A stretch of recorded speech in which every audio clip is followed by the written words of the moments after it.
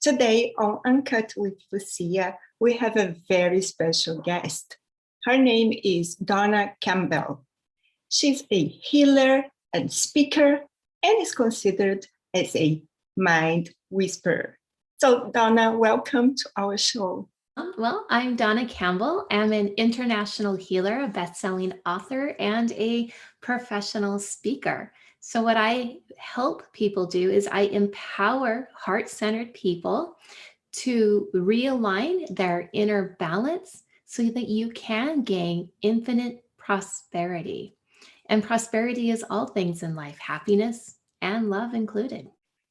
And how can someone know that he or she needs this kind of treatment? Our emotional state is the biggest clue that we have. So, we are meant to live a life of happiness, love, joy, to be at peace.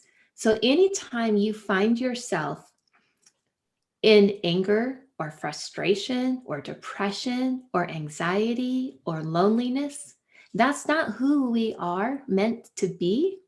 But when we're in those energies, you're not living your life to your fullest potential because those energies hold you back, those feelings hold you back from all the things that you are asking for. So, how do you know?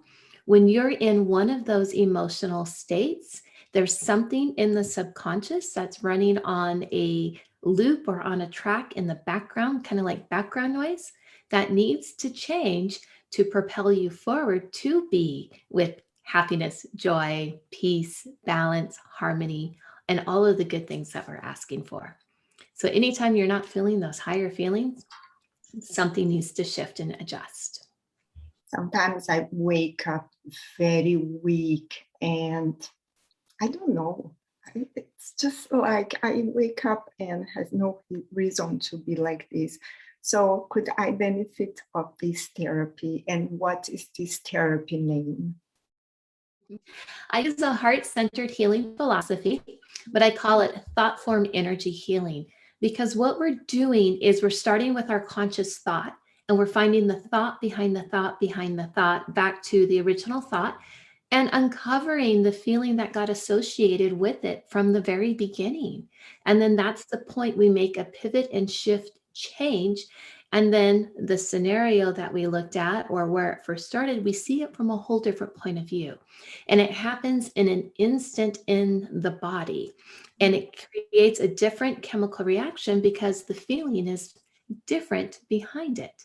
So when you go through a process like this, then what happens for you is everything else in your life will start to shift and change as well. So if you're waking up in the morning and you're tired and you're exhausted and you just don't want to get out of bed and oh no, it's another day, by utilizing this technique, what happens then in the morning, you wake up and you're like, huh, I feel pretty good.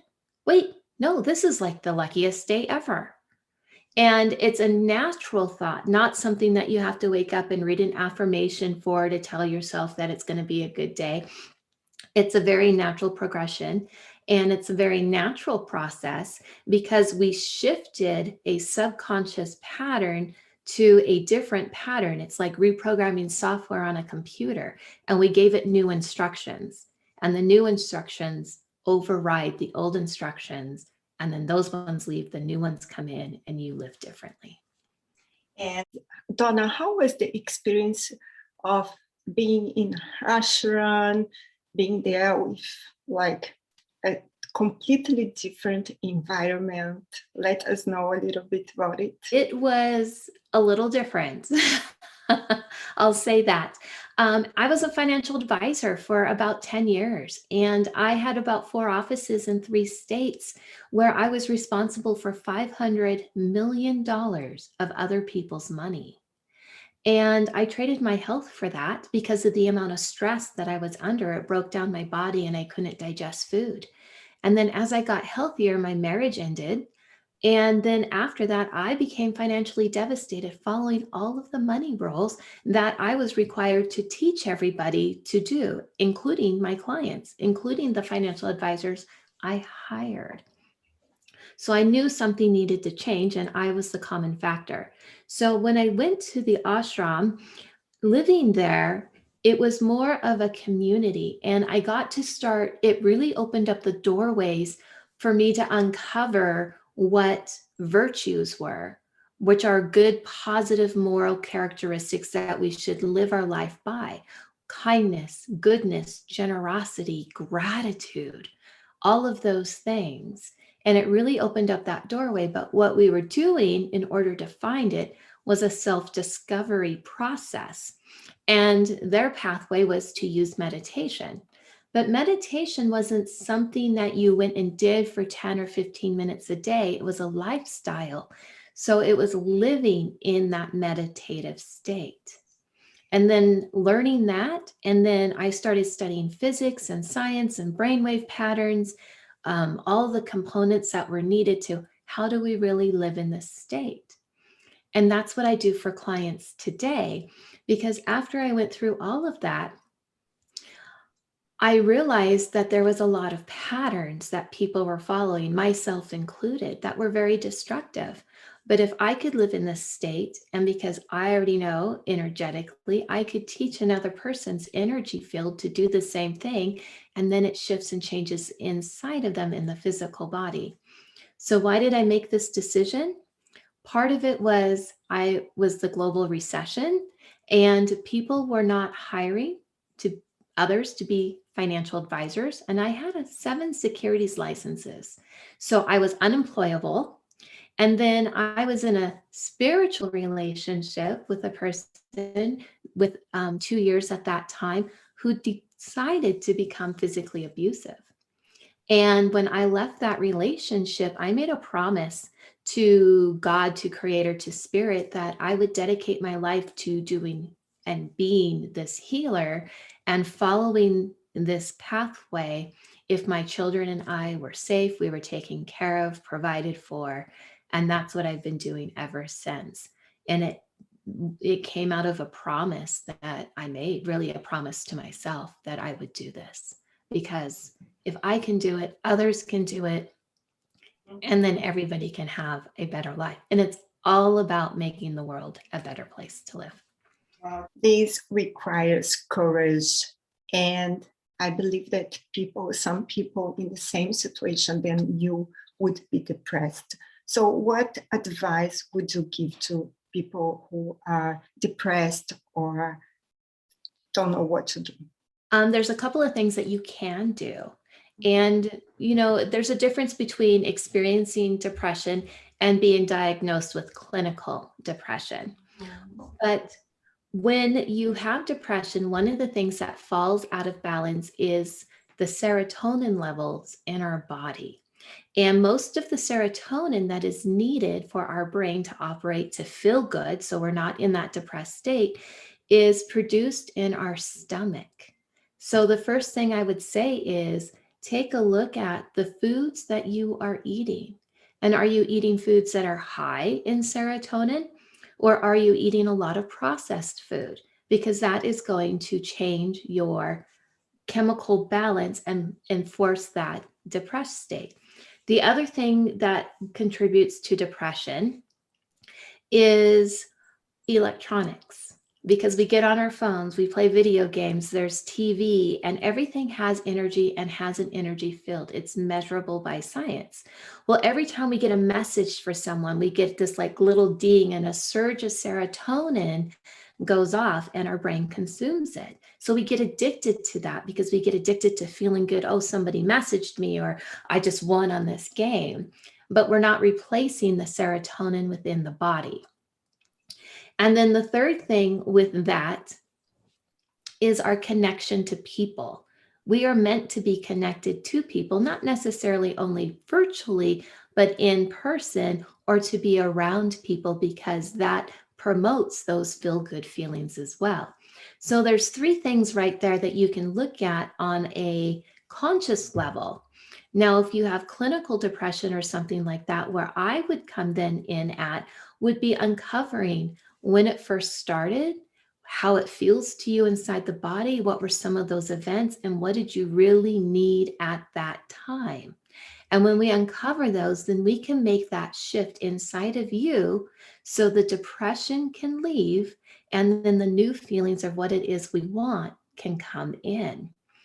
And oftentimes with it, depression can be considered genetic. So we would also look at the family history on what was passed down genetically that way. So we can also affect and make the changes with our ancestors and generations moving forward.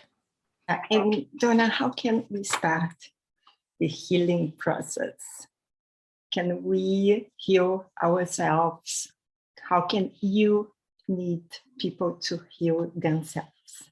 All about how the energy, which is our feelings, affects our thoughts. And Nikola Tesla said, if you want to know the secrets of the universe, think in terms of energy, vibration, and frequency. Well, everything has an energy field around it. Everything has a vibration and everything has a frequency. You can measure that with different devices. Science has shown that to us, and we emit an energy frequency.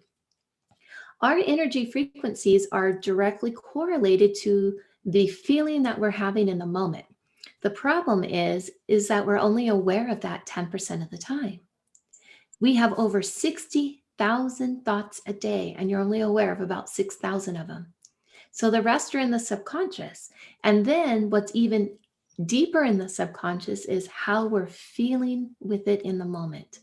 So the subconscious records everything from the moment you're born to the day you exit this earth with the events. And it's constantly putting the feeling and the emotion to the event. And we don't know that this process is happening except 10% of the time. So for someone like me, what we do is we come in and we start understanding what that energy frequency is. Are you in frustration? Are you in anxiety? Are you in anger? Is it boredom? And we uncover where that emotion and feeling got stuck and what event it got stuck to. And then, of course, understanding what it was that you really needed in the moment. And then we shift the frequency so then it expands your energy field out, because the feel good feelings, the happiness, the love, the peace, the joy, makes your energy field go bigger. We can measure this. And a lower vibrating feeling like fear or sadness lowers your energy field. And so we can directly measure that as well to put you into those higher states of being. And that is the very start of the healing process. When we uncover what the event was that got triggered to us, to how we're feeling in the moment. And a trigger is just when the subconscious and the consciousness are not in alignment, you know something needs to change. And you wrote the book Financially Fit. Can you tell us what you teach in this book? When clients come, they want a change in one of three areas: health, wealth, or relationships. And in the area of wealth, it's all about abundance and prosperity. And I started noticing a pattern when I was working with my clients, regardless of what country you were in, regardless of what culture you were from, it was always the same. Clients were saying things like, I want to know that I'm worthy, that I'm appreciated, that I'm enough. And then when I was a financial advisor, we used those same words. Here's your portfolio value. Your net worth is. Do you have enough money for XYZ goal? And if you didn't feel those things on the inside, it didn't matter what we did in the financial planning arena, it never facilitated on the outside. And I put together Financially Fit because this is all of the feelings and emotions, the belief systems, the thought patterns, things we were taught as children that would tell us how we interacted with our money supply. We're an energy being, and money is the energy exchange on the outside that we use. And without that, without us, money would just be money. There's no meaning to it, except for the meaning we apply to it energetically. And if you didn't feel like you were enough on the inside, you didn't have enough on the outside. And the opposite is also true. If you felt like you were plenty and worthy on the inside, you always had plenty of money on the outside. So there was a direct correlation. And then in Financially Fit, I talk about that. I talk about how happiness is on the inside, the self-sabotaging afterthoughts we have that after you ask for money, what we do to stop it. What are the energies we need to open up those doorways to allow it to come into our life? How to create with it? What motivates us to generate money? So it's all the things I wish I knew before I was a financial advisor. This is amazing. And I remember to have seen something about feelings and beliefs. So you believe that we need to change our feelings or our beliefs? It's the feelings behind the belief. Because if the belief, the thought was your car, in order for your car to drive forward, you have to put fuel in it. But if you don't put in the right kind of fuel, your car's not going to go very far. So some cars take gasoline. There's different grades of gasoline. There's diesel. There's hydrogen cars. There's electric cars. There's hybrid cars. So if you don't put the right fuel into the car's not going to go very far. Well, if that car is your thought or your belief, you have to have the right fuel for that to propel forward to return the result that you want. And if we're filling our thoughts up with our feelings, which is the energy, the fuel behind it, with anger and depression or anxiety or loneliness or sadness, your belief, your thought's not going to go very far because it stays really close to your energy field. And if we put the other fuel in, the happiness, the joy, balance, kindness, generosity, that will make your thought go even farther, your belief, and it will expand out your energy field to bring that back to you every single time. Now, a lot of people do and talk about affirmations, but that's a conscious way of making that change. If I say I'm happy 300 times a day, I'll be happy. What we want to do is go to the subconscious and just say, we're at the gas station. Let's just put the right kind of gas in the car now, change it, and then that will just propel it forward. Because the subconscious is constantly running a tape in the back of your mind, and it's just sending out all of these frequencies, and we don't always know what we're sending out. So that's the point we need to make the change. Because if we're aware of it, yes, I can be happy in the moment, but the second that you stop your awareness, the tape takes over until you change that tape. And I don't know about you, but it's really hard to be conscious or aware 100% of the time. Yes, 100% of time. I think it's kind of impossible. Oh, scientists measured Albert Einstein's brain, and his awareness level was only 10%. So that's why we use that number. And you know what? I'm not Einstein, so I'm probably not even at 10%. So it's not an easy task. But you believe that meditating can bring us to the moment, to the right now? Right. Yes. Have you ever seen anybody who was in a complete meditative state be angry? No. Because it's how the brainwave patterns works. And they're in a different brainwave than the brainwave pattern that's needed to produce anger, frustration, stress, pressure, or worry. And it's a different frequency. And it uses a different brainwave. So when you're in a meditative state, you're in a theta brainwave or an alpha brainwave, but the feelings behind it don't match those brainwave patterns because they're in a different frequency, a different category. So it does. So if you live a meditative lifestyle, then those energies don't happen. If you've been in a meditative state and you have a moment that you felt the anger or the sadness, the only thing that shifted and changed was your brainwave pattern slipped back into a beta brainwave. And that's the indication that you're no longer in alignment and to go back. And so we just keep making those shifts until you can stay there. And Donna, about the energy, it's a very Uh-huh. word today. Do you believe that someone can send you bad energy and change your day completely? Like you are super happy and you arrive in a place like at workplace, and someone just can change your day or your way of Mhm. feeling in those times just by the energy. Do you believe in this Yeah, exchange of energy? because what happens is they're in a shared energy field. So if you're vibrating here and another person's here, say you're in happiness and they're in frustration and stress, when you feel that frustration and stress, you have a couple of choices. One is to lower your vibration so you can match them and share in that energy to feel their frustration and stress, and then you don't have a good day the rest of the day. Or you can choose to stay up here, and then this person has a choice to come out of it and meet you up here, or stay in the stress and the pressure. If it only affects you if you accept the lower energy form into your space. So you can go to the grocery store. The clerk's not having a good day, they're disgruntled.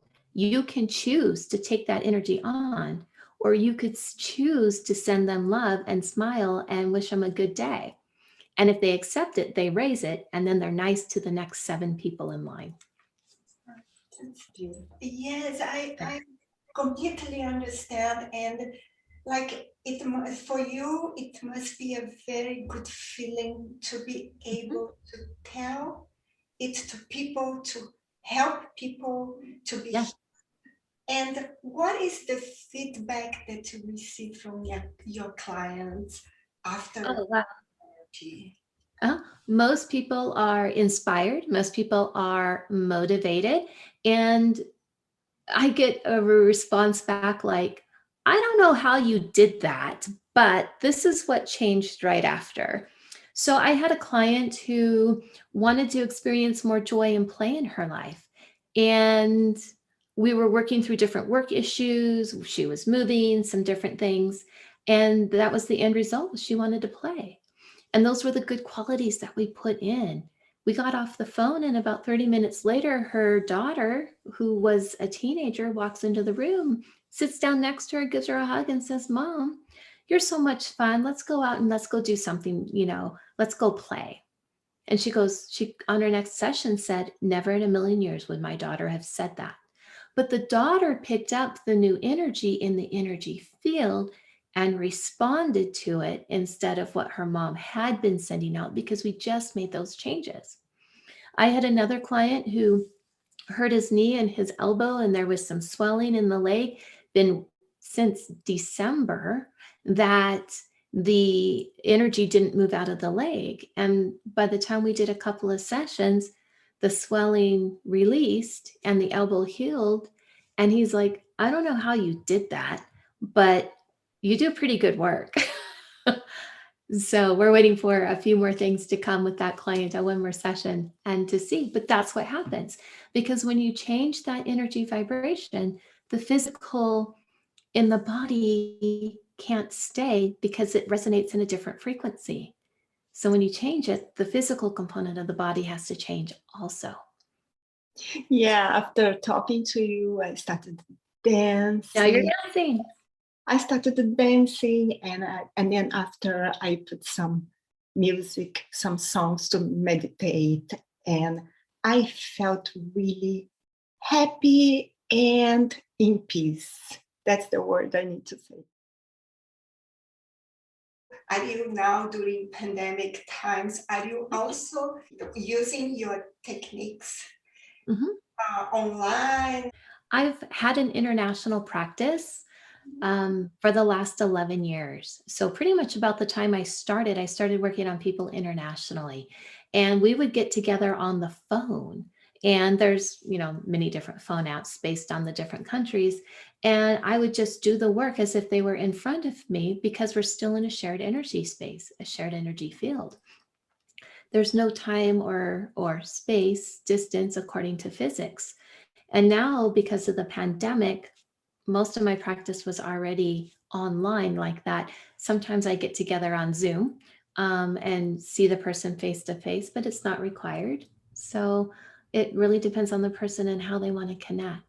And I can still do sessions in person as well. Those are fewer and fewer anymore, but I would say for the last, easily for the last 4 or 5 years, most everything, about 98% of what I've done has been on the phone. Dawna, can you please share your website and tell us where we can find your book, Financially Fit? So you just go to DawnaCampbell.com. That's DAWNA Campbell.com. And there's a button there that says sessions. And when you click on it, you can look, there's individual sessions and session packages. And then we can get together and work and shift the energy for you by doing that. You can find Financially Fit on Amazon.com, BarnesandNoble.com, or if you wanted an autographed copy, you can go to my book website, financiallyfitbook.com, and order an autographed copy. And you also give speeches? I do, yes. I do travel around. I do presentations. I'm getting ready to go back out this fall for the live stage in front of people, sharing the technique and delivering the messages. And I'm traveling this next week. I'm putting together a business healing retreat that will be in Belize. So I'm finalizing all of those details, and we'll start that in the fall as well. Wow. I'll share a mantra that I wrote that I was given years ago when I went through all of those difficult times, which helped me transition my energy. And that was trust and you will see, believe and you will know, have faith that all is well, follow your heart and spirit will lead you. Oh, Dawna, I'm so happy to have talked to you today, and I can only wish you success, happiness, love, and that you can keep doing this amazing work, helping so many people. Thank you very much for being here. Well, I just love being here and I have appreciated the time that we've have spent together. So thank you so much.